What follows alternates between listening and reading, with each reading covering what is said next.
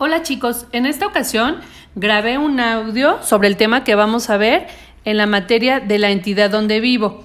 Acabamos de terminar el bloque 3, donde vimos la conquista, el virreinato, las nuevas actividades económicas, el gobierno y sociedad en los pueblos de las ciudades virreinales, el legado cultural del virreinato, la vida en mi entidad durante el movimiento de independencia, que con esto termina esa situación que México estaba viviendo o la gente que vivía en la Nueva España, una situación difícil que estaba viviendo con los españoles, y gracias a la independencia esto termina. Entonces, en esta ocasión vamos a empezar con el bloque 4, donde vamos a trabajar mi entidad de 1821 a 1920. Muy bien, entonces vamos a empezar con este nuevo tema que se llama el acontecer de mi entidad en el siglo XIX y principios del siglo XX. Como introducción, solamente recordamos que Guerrero e Iturbide terminaron la lucha de la Ciudad de México y el país entero enfrentaba muchos problemas. Había construcciones destruidas, inseguridad y caminos en mal estado, por la que la sociedad estaba dividida en dos grandes grupos políticos, liberales y conservadores. Los liberales querían que la ciudadanía eligiera democráticamente a los gobernantes, pero los conservadores lograron que en 1822 Iturbide fuera nombrado emperador de México. La coronación tuvo lugar en la catedral, pero esto causó muchas inconformidades, por lo que en 1823 se celebró una reunión entre dos grupos, que son los centralistas y federalistas, en el Templo de San Pedro y San Pablo, en la Ciudad de México, y estos grupos estaban conformados por el Congreso de la Unión. En la mayoría, los diputados votaron a favor de que México dejara de ser un imperio para convertirse en una república federal, cuya capital sería el Distrito Federal, lo que actualmente es la Ciudad de México. De esta forma, en la Constitución de 1824 quedó establecida la República y Guadalupe Victoria se convirtió en el primer presidente tras las elecciones. Entonces, esto, chicos, quiero que les quede muy claro. Guadalupe Victoria fue el primer presidente de México. La Ciudad de México ha sido la capital del país casi desde que México se independizó. Para evitar disputas entre las entidades federativas, el Congreso de 1824 decidió que el entonces Distrito Federal sería un territorio independiente de cualquier entidad y que en él se ubicaría el gobierno del país. El territorio que la entidad ocupa actualmente no siempre fue tan grande ni estaba dividido de la misma manera. A lo largo del siglo XIX fue modificándose constantemente. Durante un tiempo estuvo conformado por municipalidades que eran divisiones políticas parecidas a las delegaciones actuales. La extensión de estas no era muy clara, porque grandes áreas del Distrito Federal, ahora Ciudad de México, todavía eran zonas rurales en las que no había límites como ahora. Una de las razones principales para que la antigua Ciudad de México y sus alrededores se convirtieran en el Distrito Federal fue que esta ciudad había sido la capital de Nueva España, así que contaba con edificios adecuados para las labores del gobierno y muchos caminos que salían desde aquí hacia varias partes del país. Cuando el Congreso de la Unión decidió que el Distrito Federal sería la capital del país en 1824, sus límites quedaron definidos alrededor de la Plaza del Zócalo, en un círculo que medía aproximadamente 17.6 kilómetros de diámetro. Si la Ciudad de México conservara hoy esas medidas, solo abarcaría la delegación Cuauhtémoc y algunas colonias de las delegaciones Gustavo Amadero, Iztapalapa, Iztacalco, Venustiano Carranza y Benito Juárez. Una de las medidas que se tomaron para diferenciar el entonces Distrito Federal de las otras entidades del país fue que el presidente elegiría un funcionario para gobernarlo, pero en 1836 el gobierno nacional decidió que México se organizaría como una república centralista para evitar que el país se desintegrara. Esto significaba que las entidades iban a ser gobernadas directamente por el gobierno nacional, mediante administradores nombrados por él y en 1837 el Distrito Federal desapareció debido a esta nueva organización política. Sin embargo, el nuevo sistema de gobierno tuvo más problemas que ventajas para el país. Por eso, en 1846, un grupo armado tomó el poder y convocó un nuevo Congreso de Diputados.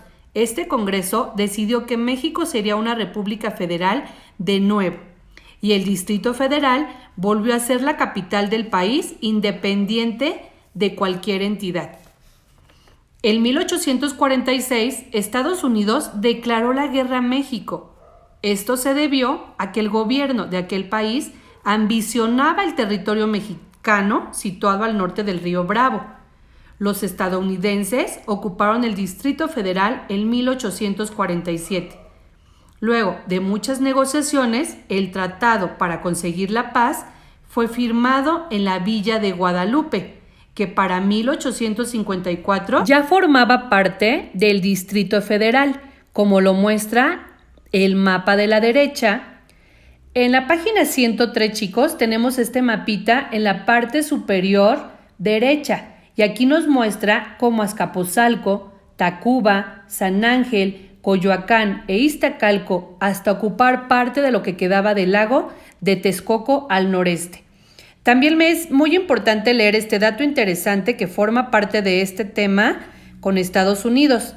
Fíjense, en 1847 la bandera estadounidense ondeó en lo más alto del Palacio Nacional durante 9 meses para demostrar que Estados Unidos había ganado en una de las guerras más costosas para nuestro país. Continuamos con la Reforma y la intervención francesa. Luego de varios años de inestabilidad política, en enero de 1858, Benito Juárez fue nombrado presidente de la República. Él y los liberales establecieron que el gobierno ya no apoyaría a la Iglesia Católica y la obligaron a vender sus propiedades. Durante el gobierno de Juárez, que va de 1858 a 1872, muchos templos religiosos y conventos de monjas se convirtieron en hospitales, escuelas y edificios civiles. En el Distrito Federal, el convento de San Agustín, por ejemplo, se convirtió en el edificio de la Biblioteca Nacional. Este periodo se conoce como Reforma. Estuvo lleno de cambios muy significativos y radicales que marcaron claramente la división entre el México heredado de la época virreinal y el México moderno. Los conservadores no estuvieron de acuerdo con todas estas modificaciones, así que provocaron un conflicto conocido como Guerra de Reforma y fueron derrotados en 1860. Y de nuevo, el país se quedó sin dinero. Benito Juárez decidió no pagar las deudas que México tenía con Inglaterra, España y Francia. Estos países no lo aceptaron y el año siguiente decidieron invadir nuestro territorio para presionar al gobierno.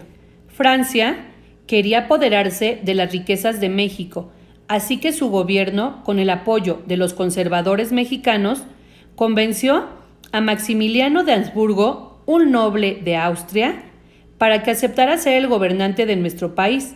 Maximiliano fue nombrado segundo emperador de México y dirigió al país desde el castillo de Chapultepec entre 1864 y 1867. Aunque Juárez seguía siendo el presidente legítimo, Maximiliano tomó varias decisiones importantes. Una de ellas, dividir al país en 50 departamentos gobernados desde la capital del país, que a partir de 1865 cambió de nombre a Departamento del Valle de México. Otra medida importante de Maximiliano fue en el tema de la infraestructura. Hasta 1864, la Ciudad de México solo estuvo comunicada con el resto del país por las mismas calzadas de la época prehispánica. También había canales como el de la Viga. Hoy es una avenida. En 1864, Maximiliano ordenó trazar una ancha avenida llamada Paseo de la Emperatriz en honor de su esposa Carlota. Desde 1867 conocemos esa avenida como Paseo de la Reforma. Los franceses fueron obligados por las fuerzas mexicanas a marcharse en 1867. Una vez expulsados del país, se dieron al Distrito Federal los límites y la división política que tenía durante la Reforma. Con cambios menores, se conservaron tanto la extensión como la división en 4 partidos y una municipalidad. Esta división continuó vigente hasta 1899. Y para terminar, en 1867, Maximiliano fue fusilado en la cima del Cerro de las Campanas en Querétaro. Y con esto terminamos este tema, chicos. Espero escuchemos este audio.